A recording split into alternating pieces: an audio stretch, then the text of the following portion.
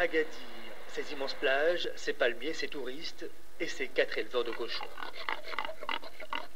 Parmi eux, Saïd Samouk. En 1988, la grippe aviaire a décimé ses poulets. Il s'est alors lancé dans le cochon avec un associé français.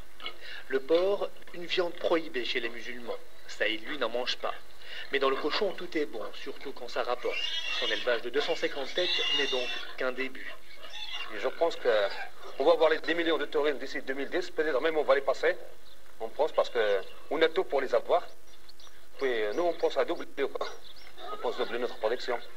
S'il y a des touristes, il faut bien qu'il y ait des cochons. En clair, quand le tourisme va, le cochon va. C'est aussi la devise de Jean-Yves Chriki. Lui possède 1000 porcs et une fabrique de charcuterie qui tourne à plein régime. Son chiffre d'affaires a même doublé en 3 ans. 80% de sa production va vers les hôtels. Le reste est destiné aux supermarchés et aux particuliers, comme ce Chinois qui ne parle ni français ni arabe.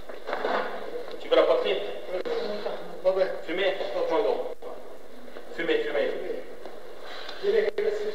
Jean-Yves appartient à la petite communauté juive d'Agadir. Or, comme l'islam, le judaïsme interdit de consommer du porc. Pas un problème pour ce trentenaire.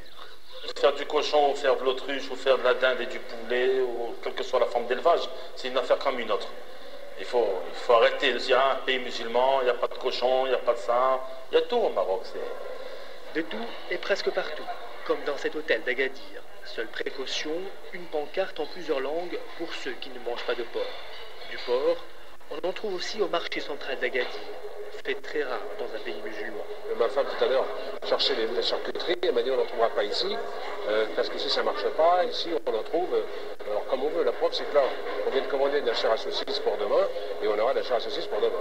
7,5 millions d'étrangers ont visité le Maroc en 2007 et seulement 5000 cochons pour les nourrir. Insuffisant. Le cochon a de beaux jours devant lui, sous le soleil d'Agadir.